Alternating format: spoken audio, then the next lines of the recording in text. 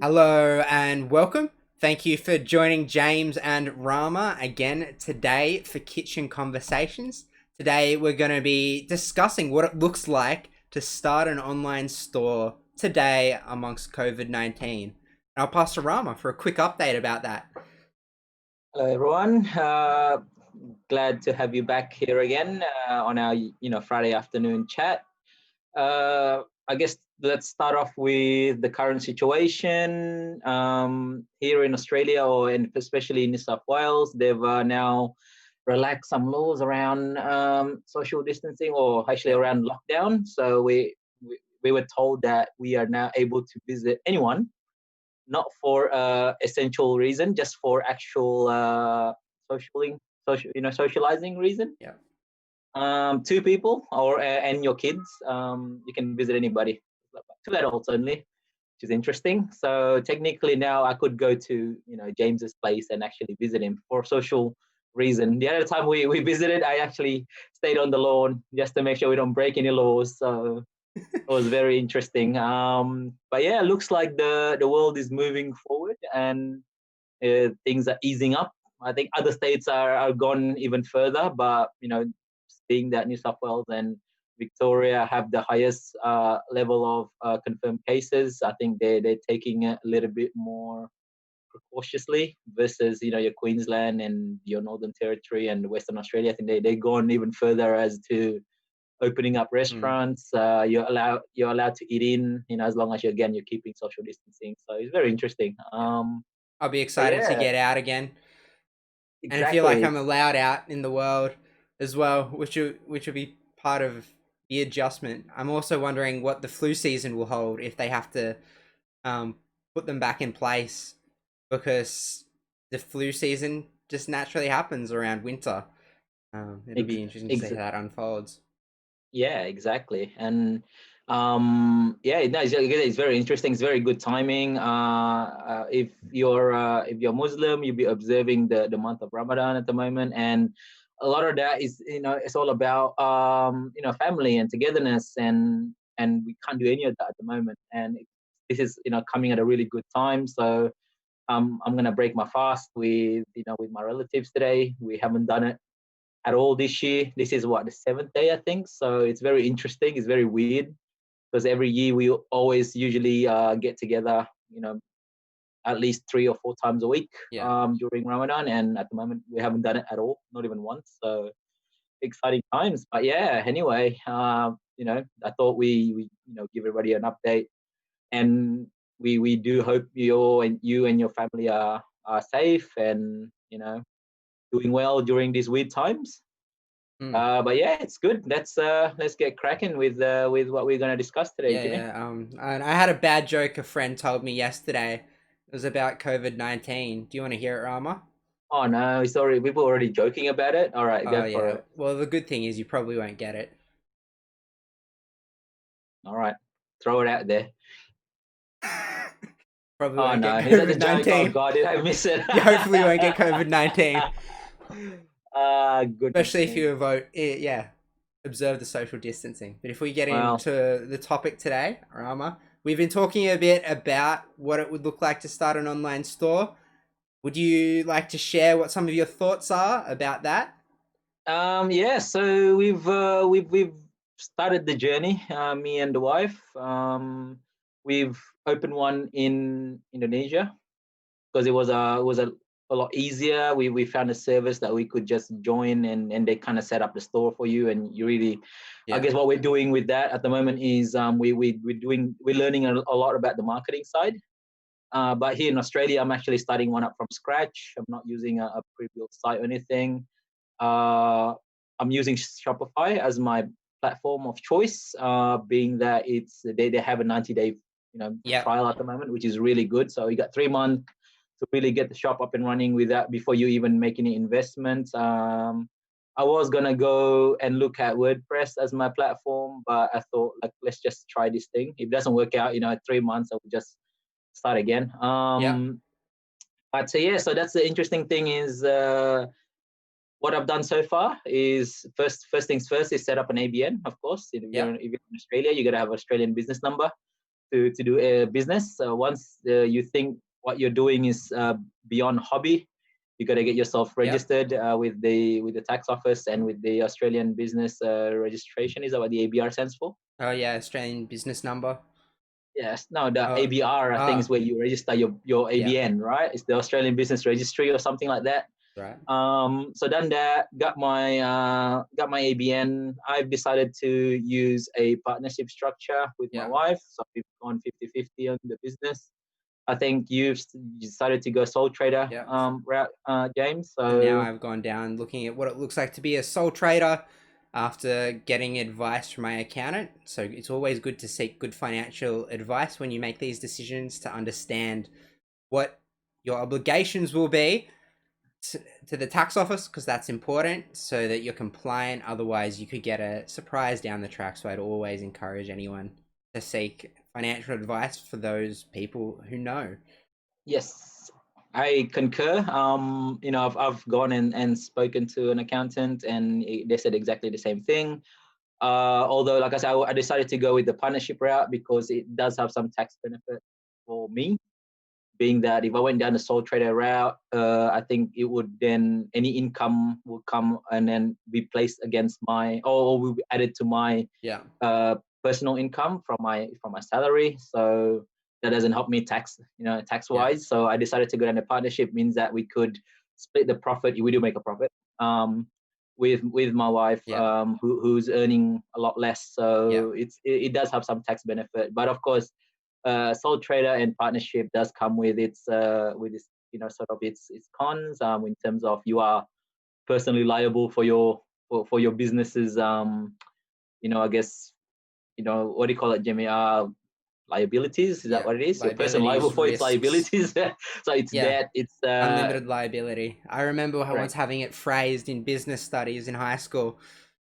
They could take all your assets in a legal case or a lawsuit, depending on how bad it got. Yeah, Which is where you got limited liability companies from to help limit the correct. individual So risk. yeah, the other two structures do help you with that. So the other two structure in Australia, there's four common business structure. There's the sole trader, the partnership, the company, or Yep, the proprietary limited. proprietary limited, or in America, I think they call it the LLC, the limited liability company. Yeah, And you got the trust as sort of the last one. Trust is something that is really good to set up, but it is unfortunately for someone like me and you who's just starting out, it's quite expensive to set up. yeah, I think you probably want to get that set up if you are very serious or you got some capital, yeah, because what it does is it allows you to then protect yourself, your personal, you know, income, and your I guess you're separating your personal belongings and your personal wealth with the company's yeah. I've with the often seen company's. the trust model used for people doing estate planning for things like inheritances as well, planning Yeah, ahead as part of yeah, things like last will correct. and So testament. again, yeah, usually when you hear of trust, usually you hear that it's used for estate planning, right? You're saving Yeah, money for your kids. You yeah, don't want them to touch it till mm, they're at a reasonably responsible age. yeah, A lot of it is 21, 25, and everyone's doing it a little bit different. 18, even some of them. So, but yes, you can use it for a business as well. There's, like I said, there's some very good benefits in that. But yeah, so we've decided to go down the partnership route. So we've done that. That's the first thing we did. Second thing we did was decide on the name of the business, I suppose, yeah, which is interesting because in Australia there is, when you register for an ABN, if you're a sole trader or a partnership, yeah, you just your name it becomes your, mm-hmm, I guess, your registered name. But at the yeah, same time, you can register a business name on top of that if you wanted to. So you can say trading as or whatever yeah. you want. So for I an think example of that would be I'm James Follent as myself as a person, as well as the name of my sole tradership. But then I could also register a trading name. So James Follent would be trading as whatever that yes. trading name is.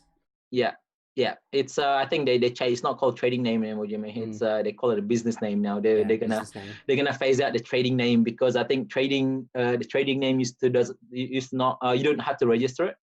you could just trade as something else. But I think what I read recently is they're phasing that out. They want to make sure that you are now using a business name and a Oh, registered business interesting. name, so you got Awesome to to hear. register it.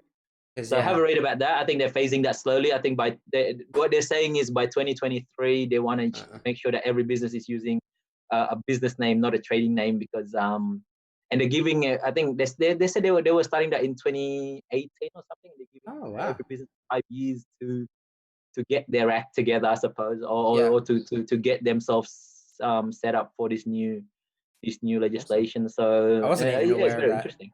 Yeah, I'll have to be careful if I go down the route of trying to trade as Jimmy's Pizza Parlor or something Correct. like that and It might already trademark. been taken. It might Yeah. be registered as for somebody else. So yeah, exactly. So that thing that they're trying to um, avoid that kind of situation where in the Yeah. past, like I said, you could trade as anything. You don't have to register it. You just say you're trading as that. But now, like I said, you will have to register your business name. So that's How interesting. how much does the business name for you play into what's available as a domain name on the internet? Exactly. I think that is that's an interesting point. That actually came into play when me and my wife was looking at that. Yeah. We wanted a particular business name which was available, but the domain wasn't, which Yeah. was annoying. And when we checked the domain, it wasn't like it was used by a business. It was just being held by some domain squatter, which is Yeah. very very Digital annoying real estate. business model. Yes, they wanted $4,000 for that domain, and I'm like, yeah, I'm not having that. Ooh, that's a lot. So very very annoying, but again, something to think about. Remember, a lot of these steps that you're gonna take is when you want to start going very serious into it. I think when it's just a hobby, like I said, feel free to not do a lot of these steps. But I think when you do want to become serious, and you do want to take it seriously, you do want to start thinking about some of these steps and plan it. I think planning is another key criteria. Put it on Yeah. paper, put down the steps that you're gonna take, or get a template even. I found some very good template online that tells you here's step 1, 2, 3, 4, and 5, and it just gives you a waypoint, I suppose, Yeah. rather than you just try to find Yeah. things as you go. Because yeah, you're gonna come and stumble like me, where I'm like, great, we got a business name, let's Yeah. go and register it. Oh, it's fine, it's available, it's fine. And then luckily before I register, I thought, oh, let me just check the domain, make sure it's Yeah. available, and I find it wasn't. Yeah. So Really important. yeah, if you got it on paper and you got it listed, means that you can then go and follow it step by step, and make sure that you're not caught out halfway through. Yeah, definitely. So And yeah, where are you up to in the process with your Shopify store? well, I mean, it's interesting. We've now, selected a theme. We've now got a logo. So Yeah. I've created my own logo, which is really cool. That was not very hard, actually. You can find a lot of good free tools Yeah. online to help you with that. So don't feel like you have to pay somebody. If you do want to, there's plenty of very cheap option out there in terms of you can go to Airtasker, you can go to Yeah. Fiverr. There's plenty of service with some very, very good graphic designer that's gonna help you with that. But I think if again, like if you're like me and you're not sure how far you're gonna take this, making a free logo is nothing wrong with that. Yeah. And I did that, and it was, like I said, it was cheap. It looks pretty good. So I've done that. I think I've got the frame of my website done in terms of the pages that I want in it. So one good advice in this is really look at somebody else who's already done it, or look at a page that's already been set up, Yeah. and just take inspiration. I guess don't copy. I think copying is not it's not very nice, but I guess you can take some inspiration from some other websites and see what they've done well, and use some of that to sort of build your structure Yeah. on your Good page. idea. So yeah, so far what I've done is that. In terms of the web page build is we have a logo, we have a header, we have the structure. Yeah. And next really is then start loading on some images, Yeah. start adding some products onto it, which is I guess Yeah. the next step for me. Yeah. I think James, you're a bit further along. I think you've already Further. got some products on yours. Yeah, I've got some products. They actually just showed up this afternoon. So I'm going to actually add my branding to them, um, help them make them look more beautiful before I actually start selling and sharing that with people.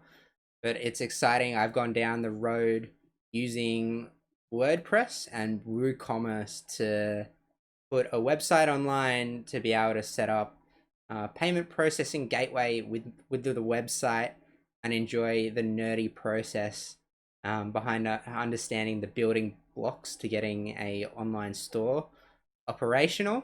And now I'm putting the finishing touches on the actual product that I'm hoping to sell as part of that process. I'm not even sure necessarily what the best products will be, but that's going to be part of the experimental journey to understand what people like, what people love, what people um what people receive as more mediocre. And the really interesting thing will be is to see how people vote with their wallets for the products. That'll help be a guiding factor for me as I decide what to stock, because you really only want to have what's popular. Yeah. And to add to that, it is very important to find your niche, because if you're gonna go broad, there's plenty of better competition out there that's Yeah, gonna go broad. You got your Amazon, you got your your bigger online shops or eBay even, right? So yeah, if you wanna, if you're gonna do something like this where it's your own shop, you really gotta provide a product that no one else is gonna sell, or you don't have many competition, because there's no point of you trying to sell the same thing that Amazon sells, because Amazon, they're going to have a better margin, which means they can probably put a better price than you can. yeah, So you're going to have to be a little bit more specialist. So that's what we're doing as well. We're going to start looking at we started looking at some suppliers, and with the interesting about being in this COVID-19 situation, you got to start being a little bit more mm, smarter about where you source your product from. In the past, you just go to China. It's the easiest place. It's a big marketplace out there. yeah, You got your places like AliExpress and Alibaba. You can go and find a supplier or manufacturer, and then you immediately can just get them to go and either you go buy bulk and send it here, or you can even get them to drop ship the product directly to your customer as well. But now with COVID-19 and the very minimal flights that are coming in and out of this yeah, country, you got to be a little bit smarter, which means then, what I did was I've gone around and looked for local suppliers, and yeah. I found a couple of good ones. And I'm hoping that some of them are willing to do some private labeling with me. So that, what that means is they're gonna put your brand on their product. So they're gonna sell a generic product that they Yeah, manufacture or they make, and then they're gonna go and stick your brand yeah. onto it, which is Sounds something like that a good we are idea. currently looking into. I'm, So I'm James looking is at, doing it the other way around, where he's actually sourcing the product first and then branding it himself. I'm trying to yep, trying go to do a it in different route of house. trying to get the manufacturer to brand it for me. So Yeah, it's again, I think do what you think works. Do what you or pursue some avenue that you think might be better, because again, there's no right or wrong way of doing it, or there probably is a wrong way of doing it, but what's right for you might not be the same as what's right for yeah. me, James. So I Because, think for example, my love of stationery and the process of wax sealing things is going to be part of how I differentiate a product that I have and make it different and exciting and beautiful. yeah. So I mean, I guess you might want to look at Etsy, Jimmy. Have you ever Yeah. looked at Etsy? It's a different marketplace. It's one for people like you, I suppose, who Mm. wants to go and Going create creative. things. Yeah, it's all handcrafted or vintage, where places like eBay and Amazon is just for mass Yeah. market, mass produced crap. So I'm um, definitely going down the road to beautiful boutique product. and I think people put some value onto that. It's handmade. A little bit more care onto the product. Also, locally made in Yep. Australia type situation. So it's I think that there is some value in there. So Mm. don't think that you gotta go source something from China just Yeah. because it's cheap and then try to make a margin on it. There Yeah. is I think in Australia, I think we discussed what we discussed last week is people do have a very good amount of disposable income here, which means they're willing to Yeah. pay for quality and willing to pay for a bit of uniqueness. So that's something that I think we in Australia should take advantage of. Yeah. And it's good. You know, if you're delivering good quality or unique product, then it's gonna be you're gonna have that advantage over somebody who's just buying it from China, Yeah. which And means everyone else is selling it too. So the that's what I other thing I've been thinking about with delivering good product is delivering a good and timely experience and understanding what the lead time is at the moment with Australia Post, knowing they've been overwhelmed by demand during COVID-19 and people ordering things online to try and keep social distancing guidelines and trying to figure out how that impacts what it would be like to start shipping product. yes, yep, agree. It's very interesting that Australia Post, you know, who's the kind of the national postage, right, or Yeah, the national logistic company is struggling, which is very strange. I think you know only a couple of months ago they were talking about sort of reducing some of the services, being that yeah, people are gonna post less mail, so they're gonna reduce the number of, they're potentially even gonna scrap some days of delivering mail, right? I think they're gonna reduce the days they're yeah, gonna deliver mail. There was some proposal anyway, and then suddenly you're in a situation where now they're overwhelmed with yeah, requests of their service, which is interesting. And it also means that logistic companies are also getting a lot of business. So even though yes, a lot of businesses are going through some tough times, but there are some businesses who are thriving right now, getting more than what they usually get. Companies like supermarkets and logistic companies are just making a killing at the moment, I think. It highlights what the backbone is of our daily lives in terms of products and services that we use regularly. Yes. Yeah. Again, I bought something from Kogan. So and usually they deliver 2 or 3 Yeah, days. And I think my product came. One was a week and a half late, and the other one was 2 weeks late. So you can imagine, like it's the norm at the moment. yeah, But again, it does highlight the importance of having that right infrastructure, I think. And you can imagine if you are a business who are relying yeah. on drop shipping, drop ship. Can't talk at the moment, unfortunately. If Drop you're a shipping, company drop who relies, sentences. yeah, I know, right? Relies on drop shipping from China, I think your company would have gone in during the last 3 months. Yeah, I think you would have struggled, mightily. So it is important to know that, or it's important to have that kind of infrastructure. And if you do want to do business in Australia, I think it's key that yeah, you have stuff here locally in Australia. We're an isolated island, so it's important that the stuff that you're selling yeah. are here already in this island, Oh, and you incredibly. can get it to your customer in a short amount of time. And Yeah, yeah, Australian do have a high expectation on when they buy something, they want it quick. They don't want to wait yeah, 2 weeks or 3 weeks or 4 weeks. I think some country is normal, but in this country it's no longer acceptable yeah, to get something from China and wait 2 weeks to get it shipped to you. People then just, I think they're willing. Let's just say if you can buy something from eBay, yeah, item costs $5 from China, right? It's yeah, gonna take 14 days to get to you. yeah, But then somebody who is in Australia who already bought that item in bulk and have it ready to ship here, and the thing's gonna get there in 2 days. Somebody is willing to pay $10 for it, double the price, but yeah. they're gonna get it in Speed. 2 days. They'll pay for it Yeah, as long as the item is worth $10. Even though you can buy for $5, and wait 2 weeks or 3 weeks or 4 weeks. yeah, So it's something to think about as if you do want to start your online business. Is yeah, where is your item coming from?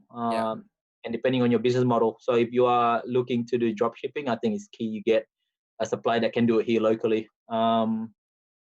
If you do want to source something from China, then you want to look at maybe bulk purchasing. yeah, So buy the item first, bring it all here in a high number, and then that way you'll have it ready to ship. But then there's other things that come with that. You got to think about logistics. You yeah, gotta do the effort of shipping itself. So again, yeah, this is the interesting part, isn't it? Like yeah, there's so many ways of doing business now with the power of internet, but there's still many things to think about. yeah. So And as we wrap up the episode today about what it looks like for us to start the journey of an online store, one last quick question. Do you think it'll ever be possible to have same day delivery across businesses in Australia consistently? What you mean, business to consumer? Business to consumer. Oh, We're starting that's to see it in America and the UK. not starting to see. I think America is very normal because of the and the UK, because I think one is America has the market size. Yeah. 500 million people. UK has the advantage of being very tiny in terms of land size, and very dense. I think that's the challenge in Australia is we have, we don't have either. Yeah. We don't have a small land size. We got massive land size, and we don't have a big Yeah. market. We have very sparse density. So everyone lives. I think we will eventually Yeah. get to see same day delivery in metropolitan area, Yeah. but I would never see it across Mm. Australia. Never gonna happen. And do you think Indonesia might beat us there because population density in We've already got cities? it. Oh, awesome. Yeah. So the equivalent of your Amazon in Indonesia is there's two. There's Shopee. I think Shopee is a Singapore owned. You probably, I don't know whether you've seen the ad, Jimmy. Probably haven't, but it's very cringy. No. Boleh gila. Uh, No, I'll show you one day. Anyway, One it's day. they're so big that they're able to Yeah. get Cristiano Ronaldo in their ad. Oh, That's wow. how big they are, and got him to dance like an idiot. So you can imagine how much they're paying for him to do that. Wow. So and they actually got him to speak the I think the 3 or 4 languages that this ad air in. So the one that they aired in Indonesia, Cristiano Ronaldo actually speak Indonesian in that ad, Wow. which That's sounded weird. incredible. Exactly. So there's Shopee, that's one. They're kind of like the Amazon, they're Singapore based. And there's one called Bukalapak, which is an Indonesian based one. It's founded by this entrepreneur who's a billionaire Yeah. now in Indonesia. Wow. But they've already got same day shipping over there. So Yeah. it's Something we can learn. I think it's because of the density. You know what I mean? Yeah. If you got the density, then you got the ability, because you got you got market size. You know what I mean? You got scale. Yeah. Shipping company is able to then put in, book 4 or 5 different airplanes in on the same day just to get your item to Yeah. their destination, because they've got the number of orders they need to fill up that shipment and make profit. So it's, I think, like I said, metropolitan. I think we will see Amazon will get there. They'll probably get there first, but never gonna be in across Australia. It's never going to happen. Density will be an important part of the equation to make the maths work for business. Yeah, like I said, yeah, metropolitan. I think Sydney, Melbourne, Brisbane, Perth, and Adelaide, I'd say we'll get there at some point. Yeah. I think Amazon will just build a warehouse where they'll just have one in every one of those city, a big enough warehouse. And I think if you're going down the Amazon fulfillment route where you give your item to Amazon, what they probably end up doing is split your item across those cities. So if you send Amazon 1,000 unit, they'll just go, all right, Sydney and Melbourne, the biggest one, they'll probably allocate, I don't know, 30% each, and then whatever 15, and that way you can achieve that. And I think they'll probably do things like, where if you don't get it on the same day, they'll probably give you a discount or whatever or something. They can afford that, right? Where somebody like us will never be able to afford it, Jimmy. So which will make it much more competitive for consumers. Well, thank you all for tuning in to another episode of Kitchen Conversations with James and Rama. Would love to see if you have any ideas about topics we could talk about or specific things we can do along the journey that we're sharing as we talk about what it looks like to start an online store and share that with you. Have a good day and have a safe rest of the week. Yes. See ya. See you guys. Bye.